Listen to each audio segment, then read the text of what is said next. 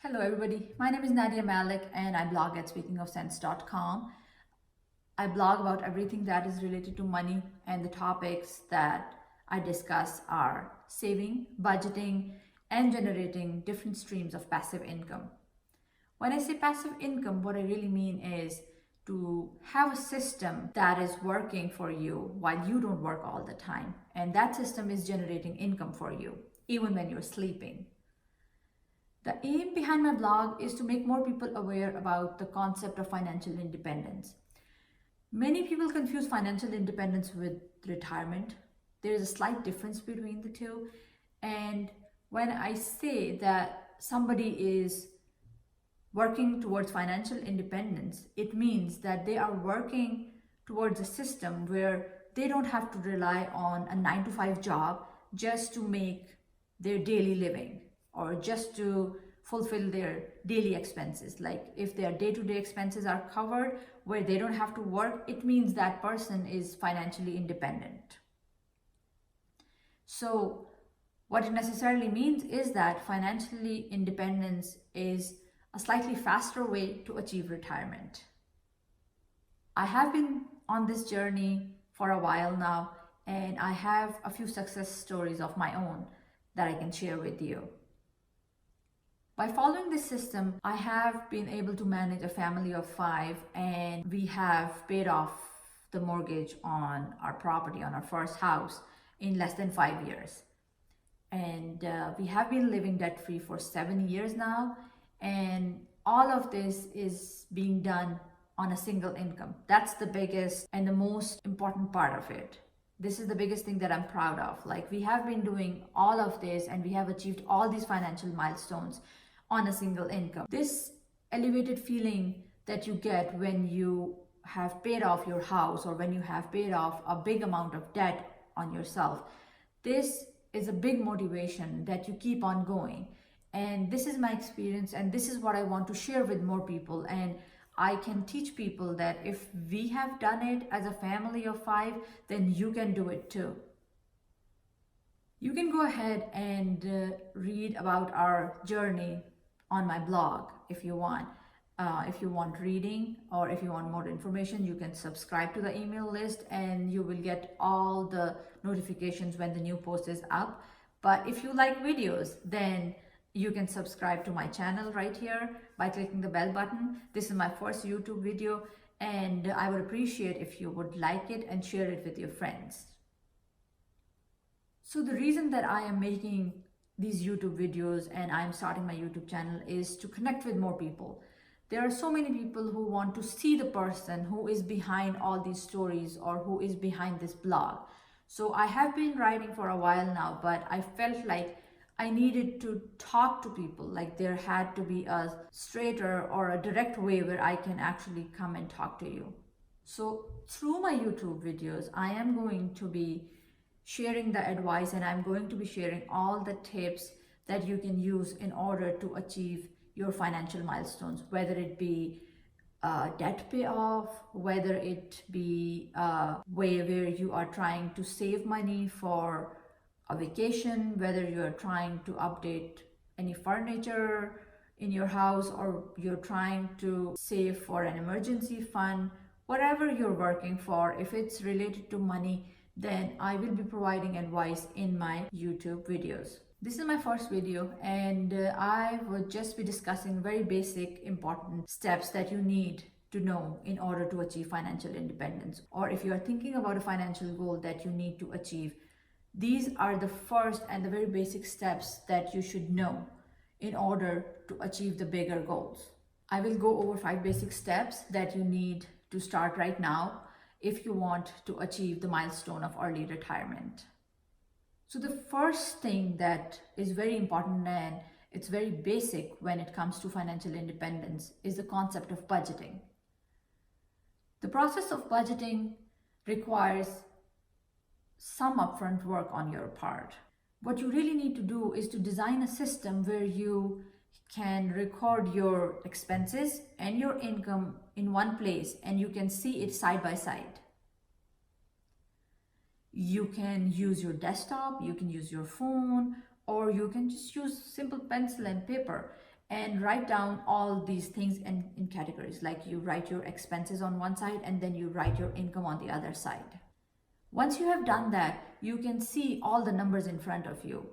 So now the thing that you have to do is to keep your expenses under control. Like the easiest way to understand is that you need to be having more money that is coming in than the money that is going out. So the money that you're spending has to be less than the money that you're earning. That is the basic concept of budgeting. Like you need to have those numbers under control, and you need to have a clear awareness of how much money is coming in and how much are you spending. Once you have understood the concept of budgeting properly, then comes the next step. The next step is saving. So saving is kind of interrelated with budgeting. So when you have already made the list and when you know how much you're spending and how much are you earning, there is a certain amount of money that should be left over if you are staying under your means. So that leftover amount is going in the savings account, or you can say that it is going to be put away where you can call it savings. So that is the amount that is left over when you are done with all your expenses, or when you are done with everything that you need to be spending on. If you see that there is a very minimal amount that is left over when you are budgeting and you are trying to make it work, then you have to look around in your daily routine. Where is the money being spent, and where are the things you're spending money and they are not giving you much value out of your life? I'm just giving you just one example. In our personal case, in our personal lives, cable was an expense that never made sense to me. We never had cable and we still don't have cable. This is one expense that does not make sense to me. The numbers, when you put the numbers all together, it would be surprising, because when I put these numbers together and I see that how much we have saved over the years just by not having the cable in our household, the staggering numbers that I get are really awesome, and it makes me feel really good that we have actually saved from $8,000 to at least $10,000 over the years because we never had cable. And I feel like that was the chunk that we saved over the years, and that is the money that we can put on any other place. Like we can go on a vacation, we can do an update in the house, or just keep it in our saving, or maybe invest it somewhere where it can generate more income for us. So you really have to look around and figure out which are the things that are not bringing any value to your life, and which are the things that you can cut down, and all this money can go in your savings. The third step that I'm going to be talking about is investing. So say you have done the first step successfully and you did all the budgeting, and then you got to the next step where you saved this money, and now you have this saved money. What do you do now? Now it's time to make that money work. You need to invest this money in a platform or a program where this money starts growing. The best kind of investment is where you are hands off. Like the less amount of work that you have to do in order to make that money grow is the best kind of investment. Many people have this misconception that you need a large amount of money or lump sum amount of money just to start a good investment, or just to start in a good program. Honestly, that's not really needed. There are so many programs and there are so many platforms that provide you an opportunity where you don't have to have big amounts of money. You can start investing with $500. So try to find those platforms and try to find those legitimate programs where you can start investing, where your money starts growing on its own. The most important thing that you need to remember in order to make a smart investment is to do your due diligence and do all the necessary research before putting any money in any program. You save this money with a lot of effort and you don't want to lose it. So do the upfront work and do all the research before putting your money in any kind of investment. Now that we have talked about budgeting, saving and investment, I am going to be talking about this major step that has to do with your mindset. In order to achieve financial independence, you need to adopt a minimalist mindset. Minimalist mindset means that you need to pay attention what are the things that you really need. It is actually a lifestyle change that you are going to be making in order to achieve early retirement. And it is not going to be easy for many people. It is very difficult to let go of things that are important to you or you think that are important to you. So you need to find a balance between what you want and what you need. There are only certain amount of things that you need to survive, and you would have to go and figure that out and get all that stuff that you really don't need out of your life. I always say less stuff means there's less worry. So as soon as you get all this unnecessary stuff or unnecessary things out of your life, you will feel that you can think better and you are working towards a bigger goal. It's not about the material things anymore. It's about the mindset and it's about the freedom that you are going to get once you achieve the financial independence. The fifth and the last step is the most important one and the most neglected by people. Having a side hustle is going to be a cherry on the top of all the things that you're already doing, like you're budgeting, you're saving, you're investing, and you are living this minimalist lifestyle.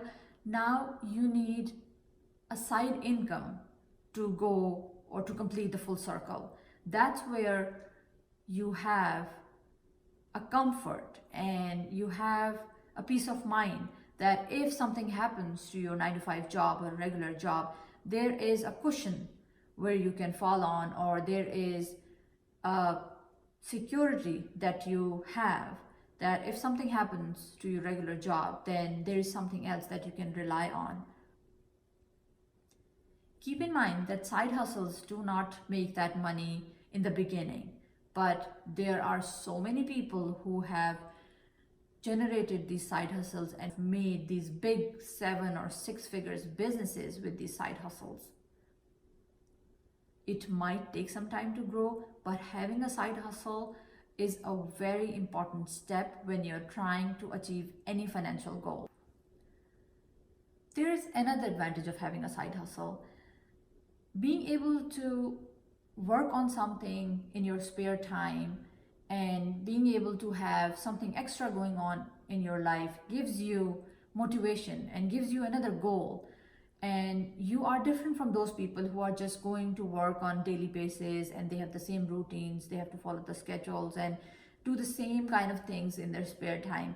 So you have something better. You have a goal that you're working towards, and there is a motivation that you need to achieve that goal. And the biggest motivation in this process would be that you want to retire early or you want to have a better financial status than those people who are not doing a side hustle or who are not working towards a financial goal. So the motivation and dedication that you put in your side hustle will eventually give you positive results, and you definitely will have a better financial status than the people who are not thinking with a bigger goal in their mind.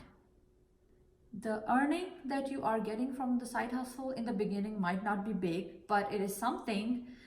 Do not be discouraged that you are not earning that much, and do not compare yourselves with other people because this is not your regular job. This is something that you are doing extra. So anything that you're getting out of it should make you happy, because this is not something that you're depending for your daily expenses. You're not dependent on that. This is just extra that you're getting by doing something with your free time.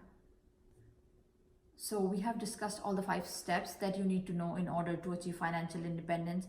And I hope you like the video. I hope you like the information that I've provided here. If you like the video, then please hit like, or I would appreciate if you leave a comment, and you can subscribe it if you want to keep on watching me. And the aim of this video is to give people something to think about. Even if it has given you something to think about, my purpose is done with this video. So I will share more advice and more tips in my next videos. I hope to see you in my next video.